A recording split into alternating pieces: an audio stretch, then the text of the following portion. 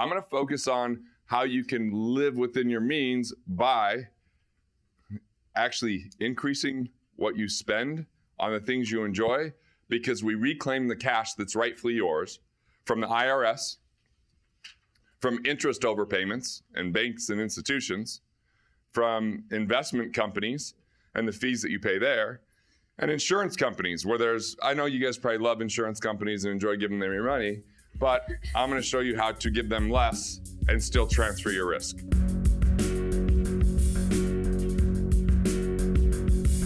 Good morning. Good morning. 5-day weekend. Yeah. That's not about like, someone said, oh, it's like 4-hour work week on steroids. I'm like, well, no, it's not, because that would be like, be more frugal, outsource more things. Like, it's really about, hey, let's show you how to keep a lot more of every dollar you make without budgeting. That's where we start. Then let's go to the next biggest advantage. Make a lot more money. And then worry about growing your money, which is where most financial books start, is they go right to the grow your money, and then invest back into yourself and expand everything that you're doing. So that's kind of the 4-part framework of that book. And I feel like we've been taught this industrial mindset for so long that we've kind of adopted it, even though the economy's changed and people are still living in this kind of, work 5 days a week, take 2 off. But a lot of entrepreneurs, it's more like work 7 days a week, try to run faster and make more money. And instead, what I'm looking at is, what if you spent 2 days where you monitored, where you maintained, and you managed everything you did, but then the other 5 days were all about living on point and purpose to make a true impact in everything that you did. And having the financial structure to completely support that so that you felt 100% empowered. You would eliminate one of the greatest destroyers of all wealth, which is scarcity. Scarcity is a place where people are in fear, they're in doubt, they're in worry, they're in concern, or they live in entitlement, or they look to take more from the world than they give. These are the people and the patients that aren't willing to pay for the treatments to get healthy. They just want what their insurance company is going to give, right? It's the wrong mindset. It's part of the epidemic which we're facing here in society. And I'm here to make sure that we abolish that, and instead we embrace economic independence. And economic independence is when you have enough recurring revenue that comes from one of 2 sources to cover your basic lifestyle expenses. The first thing is your investment income. We've somehow adopted this erroneous notion that we should just scrimp, sacrifice, and save. And then if we just wait long enough, take enough risk, and add enough money, that age 65 we could so-called retire. Well, if you're gonna live to 200, that is a long retirement, by the way, that inflation is just gonna kick your ass the whole time. Reagan said I shouldn't swear until 10 seconds in. So I made it to like 2 minutes. I'm really proud of myself. I said I'd use like Utah swear words like hell or heck, Like, and that's, I was speaking in Utah once and I said hell, and someone said that would have been amazing. That was an amazing presentation. It could have been better if you did one thing different. I'm like, enlighten me. You didn't have to swear. I'm like, no, I actually was really deliberate not to swear. She goes, you said HE double hockey sticks. I wish I could make this up. This is really what happens here in Utah. I've lived here for a long time. So economic independence comes from one of 2 sources: investment income, which, what if your mindset in investing shifted to purely you only invest for cash flow purposes until you reach economic independence, and any other investment outside of that isn't worth your time unless it's your business? Okay? See, there's so many distractions that are gift wrapped that look like opportunities. Cryptocurrency, real estate deals that are complicated that you don't understand, tax liens, stock options, I could go on, oil and gas, whatever it is. And if you don't understand it, you don't know it, it's not an investment, it's a gamble. And the problem is there's too many people suffering from health issues in this world for you to gamble with your money, because it requires money to really make a major impact, because you have to hire people, you have to take care of yourself, you have to enjoy life along the way. And if you don't have money, then there's a lot of stress, unfortunately, or you can't hire the right people, you can't invest into marketing, you can't do the things that really can make an extraordinary impact. So the second thing that creates economic independence is entrepreneurial-based income. Entrepreneurial-based income is not the income when you're with a patient. It's the income that comes in even if you're not in the office. So I don't use the word passive income. Some financial people do, and I guess we do a little bit just to keep it simple in 5-day weekend, but we have something called a passive income index, which says there's nothing that's truly passive unless you're part of the lucky sperm club. And then you just inherit money maybe, but you probably still have to like listen to some stories you don't want to hear and maybe like go to some family functions that aren't always the best to get that. There's some, it's not purely passive.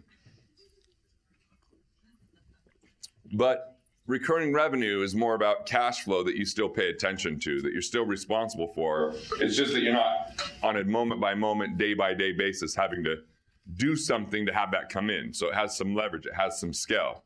So entrepreneurial income and investment income, if that can start covering your basic expenses, you have this amazing advantage. Like there's one of my early mentors has a podcast called 10 Times, Dan Sullivan. I know there's someone sent me a 10 Times book that I never read by Cardone. Like there's all this kind of 10 times talk out there. And I think it's awesome to have 10 times thinking. But I'm just going to give you the practical way to get to 10 times.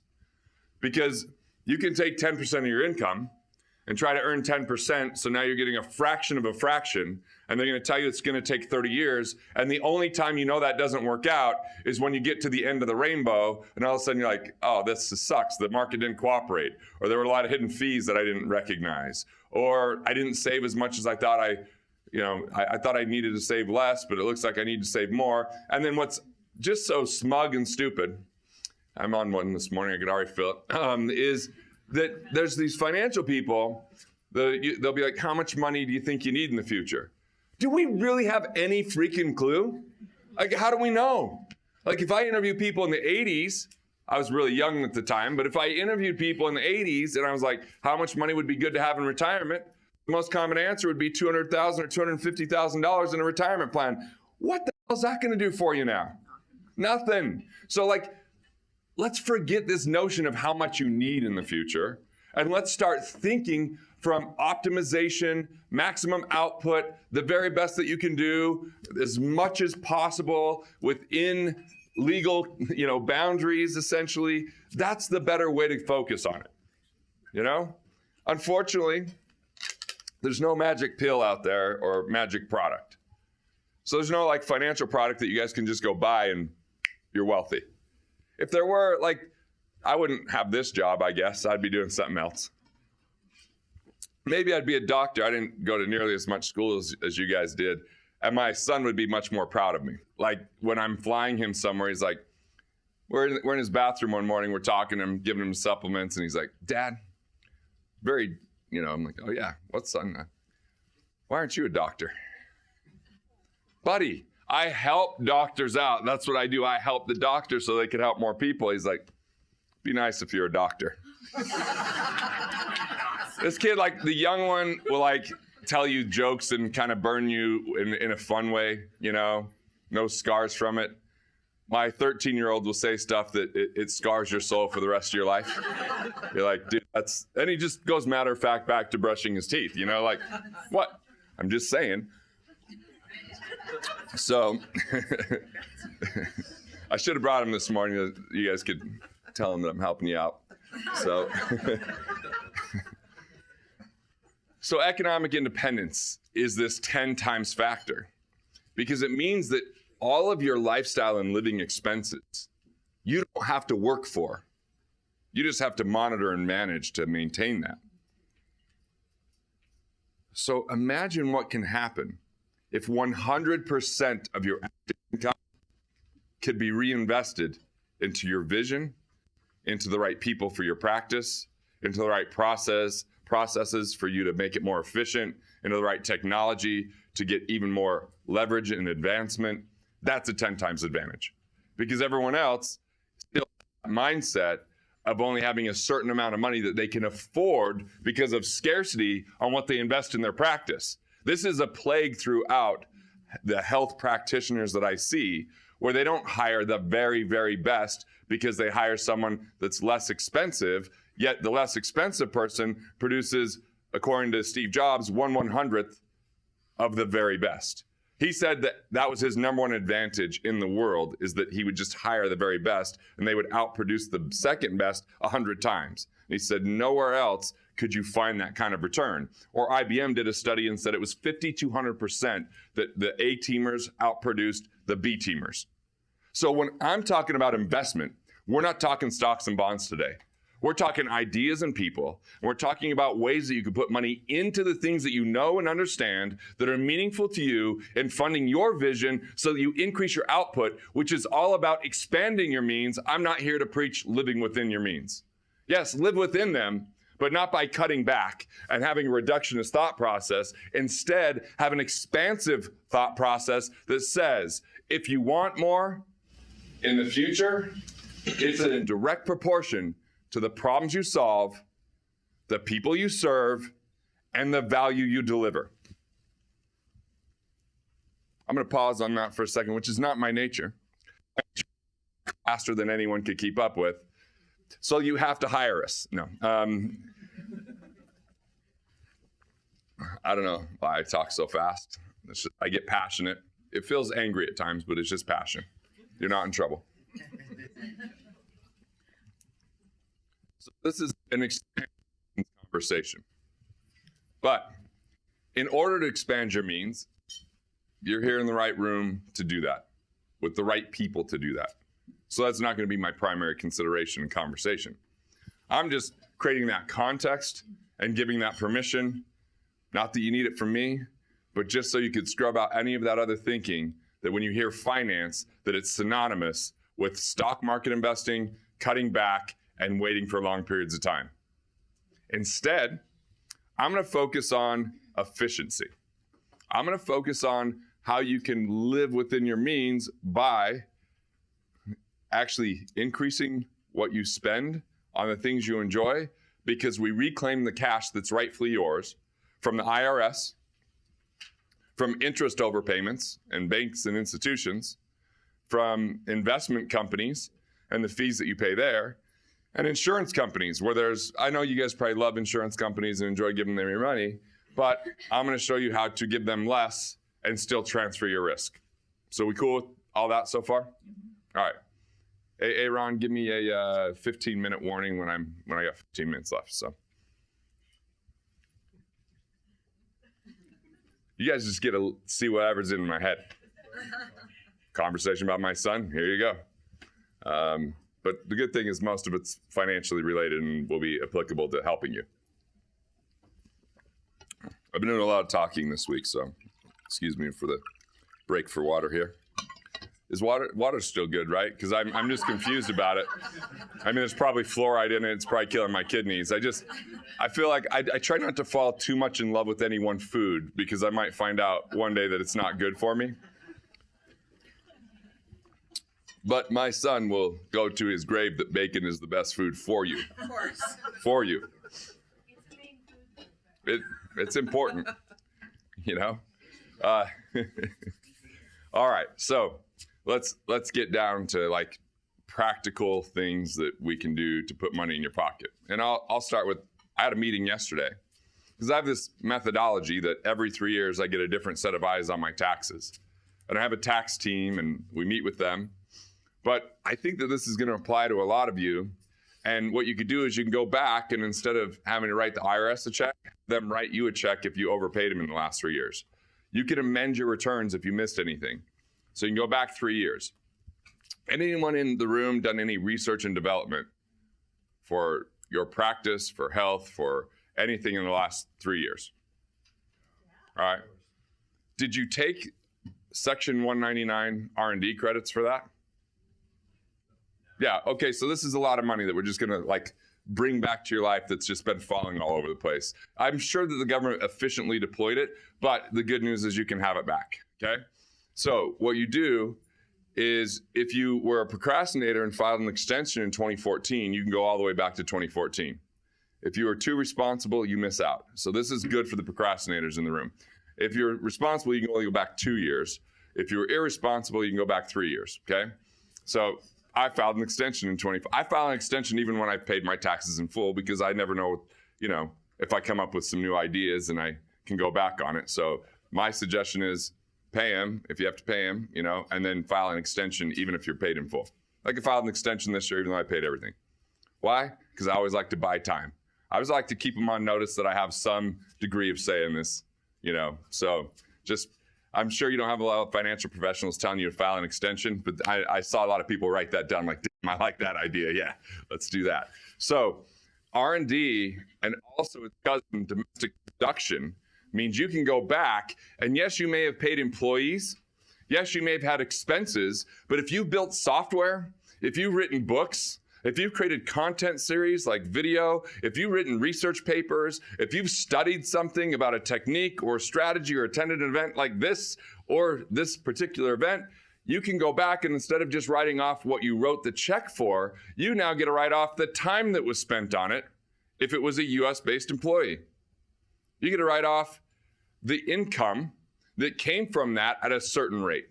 So that's why you would go back for R&D credits and domestic production credits known as Section 199. Now, this so-called amazing tax bill that is, may I say, a huge pile of shit that we got in 2018, it cut out way more than it gave anyone, okay?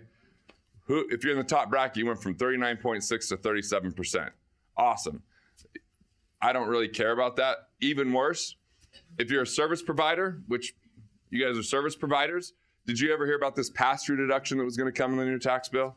It's going to be this amazing thing. You don't get it if you're a service provider. So that pissed me off because I may not be a doctor. My son may be disappointed, but I work with so many of them. I'm like, oh, this is what you get for going into debt, and taking all this extra time and helping people that you don't get the pass-through deduction. So there is a way to get the pass-through deduction. Here's how you do it. How many people in the room, and if you could show your hands, because I can't read mine, thank God, who here has intellectual property that they've created?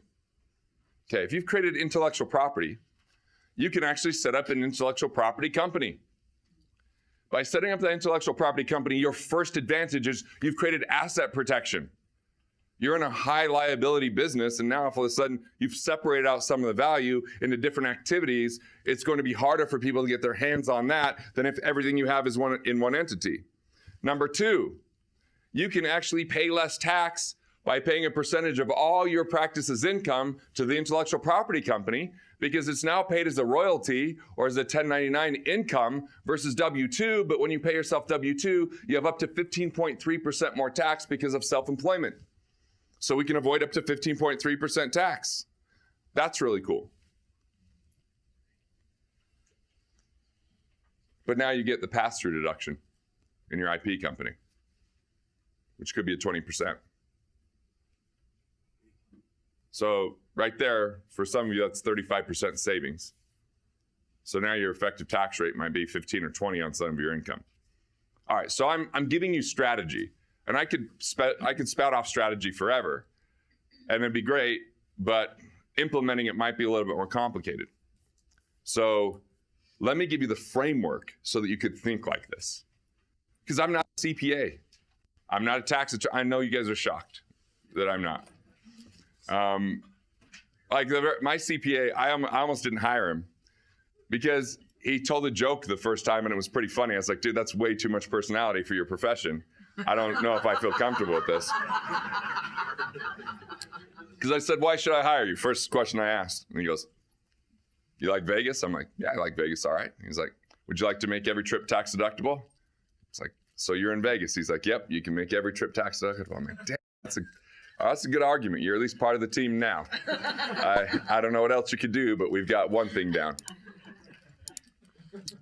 I actually told him a joke, not quite as funny.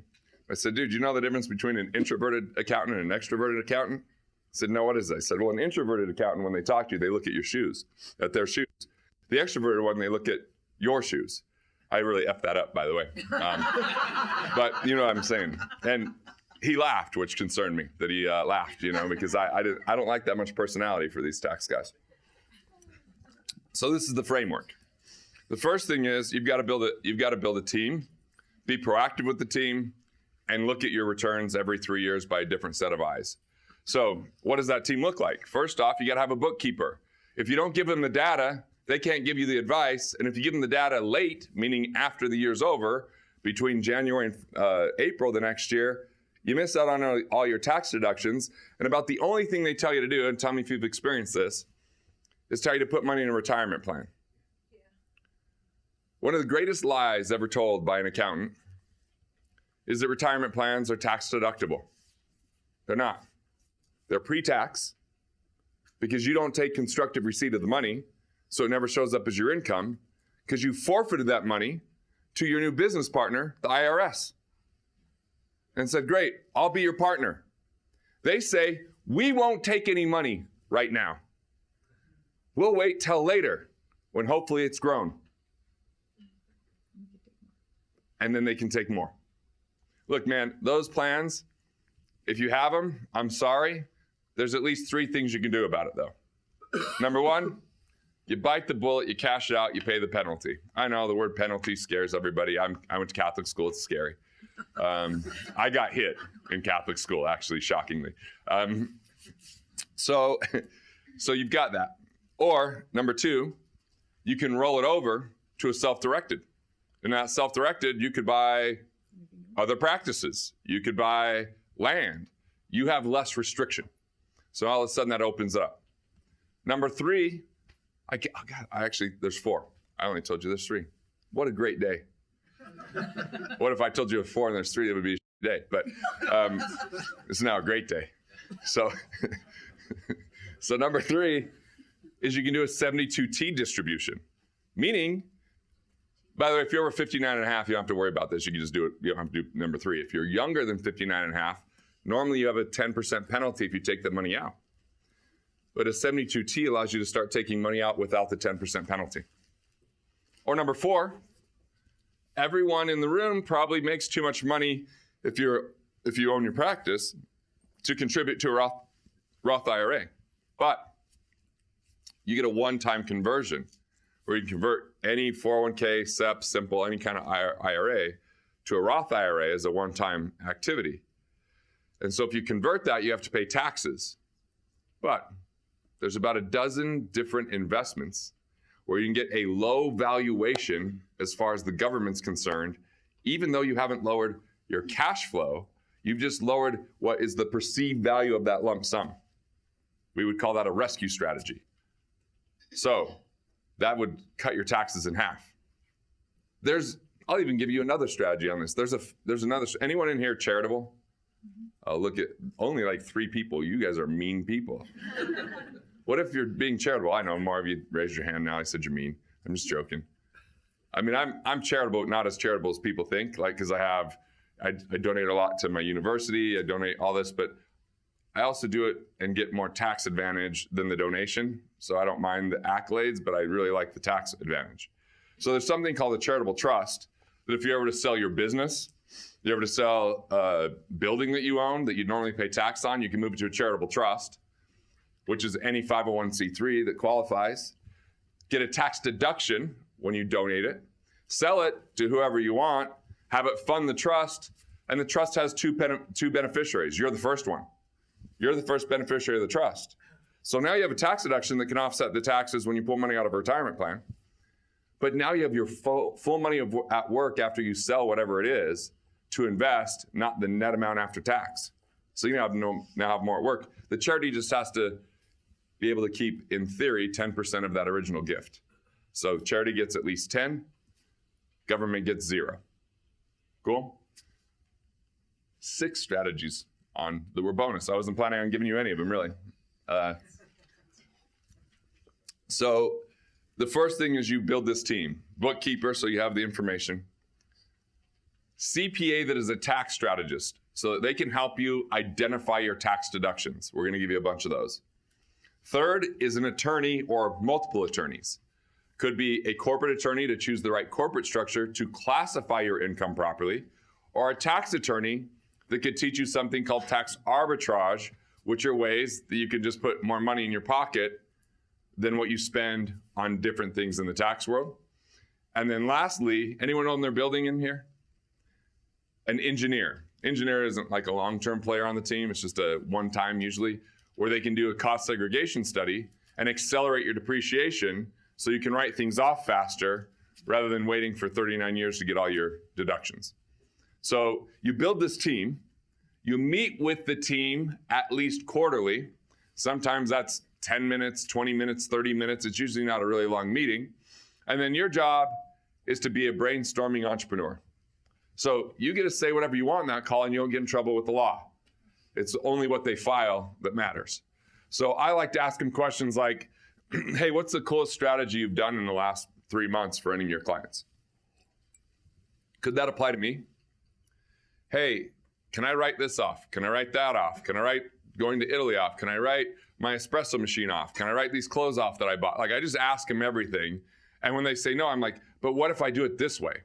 Or what if it was like for this? And I just keep going through the questions until they go, dude, you're wasting time. There's no way we're going to be able to write off your clothes. I'm like, wait, do you think that Delta gets to write off the uniforms for their pilots? They're like, yeah. I'm like, what do I got to do to make things a uniform? So I found a way. Now I would say that that's the grayest thing that I do, which isn't bad. Okay, and not in my life, but in taxes. Okay.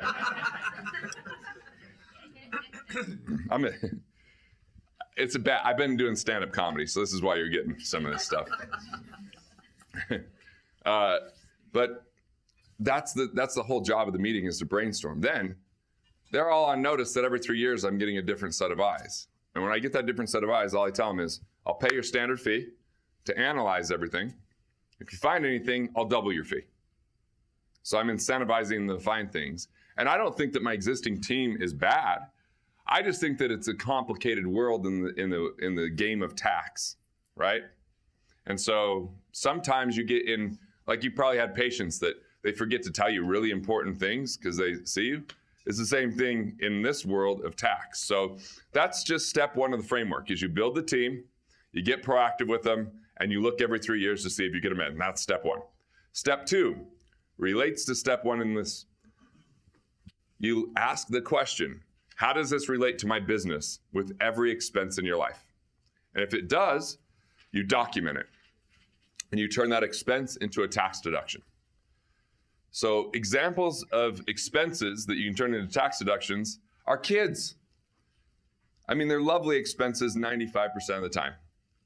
5% of the time, let's face it, if you haven't had a little bit of hate for your kids, you're lying. You're definitely lying. I really love them. Most of the time. So, I probably wouldn't get Father of the Year after that statement, would I? Yeah. All right, so you could pay them $12,000 a year tax-free. Now, you can't just pay it to them. You have to give them things to do. You can just pay them $2,500 as long as you put them on your website or in your office for a modeling fee. They don't really have to do anything for that. But everything else, you just got to be able to justify. So that'd be one example of an expense turned into a tax deduction. And it used to be $6,300, but the new tax bill gave us a better situation there. Anyone ever have employees, vendors, or clients at their house? Okay, Augusta rule. 14 days a year, you can lease your house out, host a function there. You go ahead and write a check to yourself from the business. You don't have to claim that as personal income, but that's a full tax deduction to the business. So depending on where you live and the value of your home, calculate that. Let's say that I did mine only during the lowest times in Salt Lake. The inversion's happening. There's no time to, every hotel's giving rooms out for $100 and I charge $2,500. If I did $2,500, 10 times a year, that's $25,000 that used to be taxable income that now comes to me tax-free. It's more like $60,000 for me because I do it during conference weekend when all the Mormons gather together here in Utah and there's parking lots are empty at the churches and the hotels are full. I'm like, sweet, we're definitely having some beverages at my house to celebrate, right? So that's $7,500 because that's what it would cost to get a room. This room would triple during that time. So that's the Augusta rule. Or I have my office at Wealth Factory, which I'm heading to after this, which is just like a mile from here. But I also have my intellectual property company that I've talked to you guys about creating that needed an office separate. So it could be a different company. It's just a better story that way. So I kicked my kids out of their playroom. Once again, I'm definitely winning Father of the Year here. I'm taking them to Avengers today, which maybe that's bad too, because they're 10 and 13, and there's a lot of violence, you know. I tried to kick my son off YouTube the other day because of the language, and he goes, like, they're definitely not swearing as much as you, Dad. It's like, I like, valid point, but I still told you to get off that. Or I hear this at the art school. So, oh yeah, dude, my son is so sweet, other than when he cuts at the soul, but he's like innocent sweet. So he comes home from school and he's like, Dad, hey, like, the kids are swearing at school. And I told them they're not 18 years old. I'm like, buddy, that's kind of a house rule, not like a universal rule.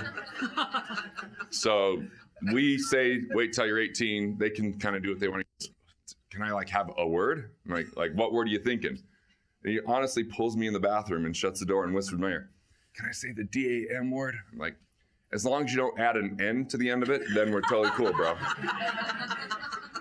So anyway, deductions into expenses into deductions. I now have a home office. I get to write off half my utilities, right? I get to write off a bunch of stuff that I do at the house. Not everything, but because it's on a separate floor, that's helpful.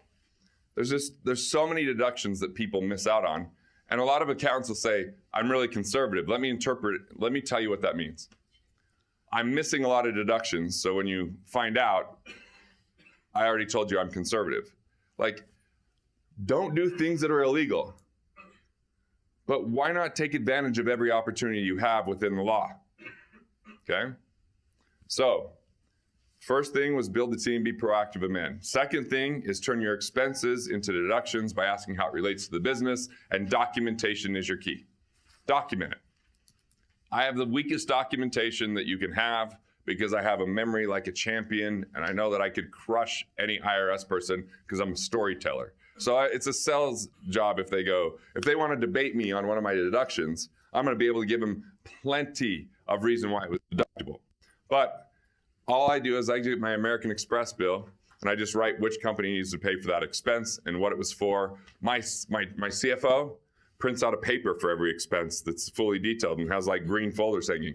He's 18 years older than me and the opposite of me. You'd think he was in the military, always perfectly, he would have a tie, a pocket square today, you know, like the whole thing.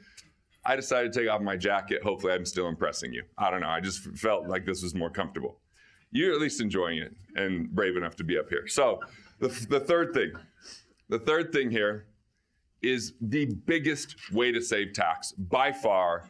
The reason why it's most neglected, and just this third category is why for every $500,000 I see people make, they overpay tax by an average of $11,470 per $500,000. That's if I throw out the top 20%, because the top 20% make that number over $30,000 per $500,000. Meaning that there's some people that are so good at overpaying tax, I don't want to skew the numbers, right? Reclassification of income. There's 3 ways you do it. You turn your active income into passive income for tax purposes. You turn your ordinary income into capital gains. You turn your taxable income into tax-free income. That's the process. So how do we do that? Active income into passive income. All of you that raised your hand saying you own a building, you charge yourself the highest possible rent based upon everything that's comparable, because rents will be less taxable than your active income. If you're the only person in your practice, you have no other partners, you set up an S corporation. In that S corporation, you take a reasonable salary, which isn't what you're worth, it's what you would pay a new associate to do the job. And then you take the rest in a distribution. That distribution avoids the self-employment tax of 15.3%. Even when you've maxed that out, it saves you a minimum of 3.2% or maybe another 3.7%. So somewhere in the 3.2 to 15.3% range, simply because you're taking the exact same amount of income, you've just differentiated it into salary versus distributions. Okay? Those are just 2 examples of active to passive.